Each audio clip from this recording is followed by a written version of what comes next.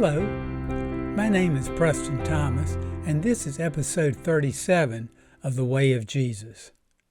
This episode focuses on Daniel chapters 10 and 11. It discusses the history of the kings of the north and the south, and concludes with a description of the end times Antichrist. The 10th, 11th, and 12th chapters of Daniel are all linked together, since they are all part of the story of one great vision. This vision occurs in the third year of the reign of Cyrus the Great, the Persian king, which would be around 535 BC. Chapter 9 serves as the introduction to the vision. It opens by relating that Daniel has been mourning and fasting for 3 weeks. He is on the bank of the Tigris River when a celestial being appears to him. The divine being tells Daniel that he has come to make you understand what is to befall your people in the latter days. For the vision is for days yet to come. Daniel 10:14. The next chapter, chapter 11, opens with the heavenly being foretelling what will transpire immediately after the death of Cyrus. He predicts that 3 more kings shall arise in Persia, and that a 4th shall stir up all against the kingdom of Greece. He then predicts the rise of Alexander the Great, who shall rule with great dominion. However, he also foretells that his kingdom shall be broken and divided toward the 4 winds of heaven. This prediction was accurate. At the death of Alexander in 323 BC, his kingdom was divided among 4 of his generals. To the east, Cassander got Macedonia and Greece. To the west, Lysimachus took Thrace and much of Asia Minor, which is modern Turkey. To the north, Syria and lands to the east went to Seleucus, and to the south, Ptolemy retained Egypt. These directions assumed Israel as the central point, with Syria to the north and Egypt to the south of the Jewish state. Daniel chapter 11 divides naturally into 4 sections. The first section, embracing Daniel's 11, 1 through 4, outlines the early history of the Persian and Greek empires, and was discussed in the previous paragraph. The next 2 sections focus on the relations between 2 of the 4 kingdoms that arose out of the breakup of Alexander's Greek Empire: the king of the north, Syria, and the king of the south, Egypt. The 4th section skips forward to the latter days and the doings of the end times king of the north, the one known as the Antichrist. The second section, Daniel 11, 5 through 20, recites the early history of the conflict between the Seleucids, who ruled Syria, and the Ptolemies, who ruled Egypt. This second section runs from the time following the death of Alexander until the time of Antiochus the Great, the Syrian king who ruled from 222 to 187 BC. During this second period, the Seleucids in Syria followed the Ptolemies in Egypt in maintaining a mild control over Israel. They respected Jewish culture and protected Jewish institutions. This policy was drastically changed when Antiochus Epiphanes gained control of the throne of Syria. The third major section, Daniel 11, 21 through 35, is focused on the time of the rule of Antiochus the Great's younger son, Antiochus Epiphanes. In 187 BC, Antiochus's older brother, Seleucus Philopator followed his father onto the throne. However, Philopator was assassinated in 175 BC, and Antiochus used this occasion to seize the throne, not allowing it to go to the rightful heir, Demetrius Soter, the son of Philopator. Antiochus Epiphanes then ruled Syria from 175 to 164 BC. He took the name Epiphanes because he claimed to be the earthly manifestation of Zeus.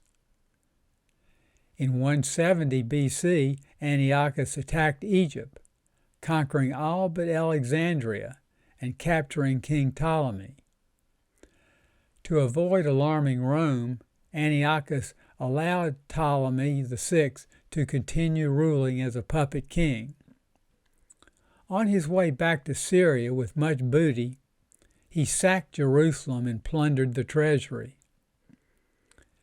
In 168 BC, Antiochus led a second attack on Egypt, but was turned back when Rome forced him to withdraw. Being enraged, on his return to Syria, he attacked Jerusalem a second time in 167 BC. He executed many Jews who had opposed his efforts to force Greek culture on the Jews and who had deposed the high priest appointed by Antiochus.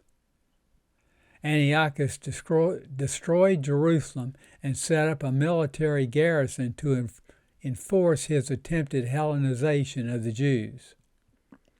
Further, Antiochus outlawed all Jewish religious rites and forced the cessation of the daily sacrifice. An altar to Zeus was erected over the Jewish altar of burnt offerings, and the worship of Zeus was instituted in the temple.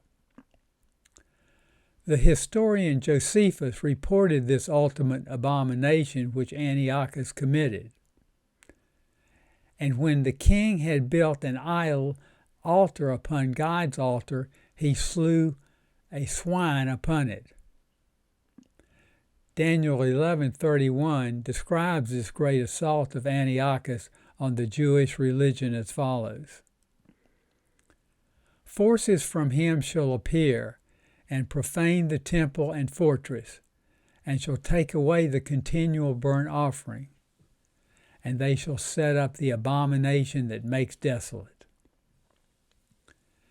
This section on Antiochus is extensive, embracing 15 verses. His actions foreshadow the actions of the future Antichrist. Antiochus's place as king of the north, his conquest of Egypt, his conquest of Jerusalem and persecution of the Jews, his claim to be a god, his destruction of the Jewish religious rituals, and his setting up the abomination that makes desolate, all parallel and foreshadow the actions of the greater abomination and desolation, which the Antichrist will bring to Israel in the latter days. The actions of Antiochus sparked the Jewish Maccabean rebellion, and the Jews were victorious over the forces of Antiochus and the enforced Greek rule. The Maccabees' Hasmonean dynasty then ruled Judea from 164 to 37 BC, when they were conquered by the Romans under Herod the Great. The Parthians took advantage of Antiochus's problems with the Maccabean rebellion and attacked from the east in 167 BC. Antiochus sent a commander to deal with the Maccabees, while he led his main army against the Parthians. He had initial success, but died suddenly of disease in 164 BC. In the introduction to the vision in chapter 10, the celestial being tells Daniel that he has come to make you understand what is to befall your people in the latter days, for the vision is for days yet to come. It is here, in this final section of chapter 11, verses 36 through 45, that the words of the divine being are fulfilled. The last phase of the section on Antiochus Epiphanes, verses 35, reads as follows: "Until the time of the end, for it is yet for the time appointed." After this last verse depicting the time of Antiochus, which the divine being explicitly states is not the time of the end, the prophecy skips forward to the time of the end in the next verse. This fourth and final section, Daniel 11:36 through 45, moves forward to the latter days and describes the nature and actions of a future Antiochus-like ruler, the end times king of the north, the European Antichrist. Daniel 11:36 through 39 gives us an overall picture of the Antichrist's attitude, methods, and actions. Daniel 11:36 reads as follows: "And the king shall do according to his will. He shall exalt himself and magnify himself above every god. He shall speak astonishing things against the God of gods. He shall prosper till the indignation is accomplished, for what is determined shall be done." From this verse, we learn three important things. First, the Antichrist will be very powerful. He will do according to his will. Second, he will be a secularist and speak astonishing things against God. He will exalt and magnify himself above every god. And third, he will succeed in his efforts. He will prosper until the indignation is accomplished. The next verse, Daniel 11:37, reinforces his secular attitude and pride. We learn that he shall not give heed to any other god, for he shall magnify himself above all. Daniel 11:38 and 39 describe his actions. He shall honor the God of fortresses, and he shall deal with the strongest fortresses by the help of a foreign god. Daniel 11:39 describe his methods. Those who acknowledge him he shall magnify with honor. He shall make them rulers over many, and he shall divide the land for a price. The remaining verses in chapter 11, 40 through 45, explicitly focus on the actions of the Antichrist at the time of the end. This story of the vision of the Antichrist and the time of the end continues over into Daniel chapter 12. It will be discussed in the next episode. This concludes episode 37. Episode 38 will continue and complete Daniel's vision of the latter days, found in Daniel chapters 10, 11, and 12. In closing, I invite you to order my book, The Life and Teachings of Jesus, which is available from Amazon.com. Here's what one reviewer had to say about this book.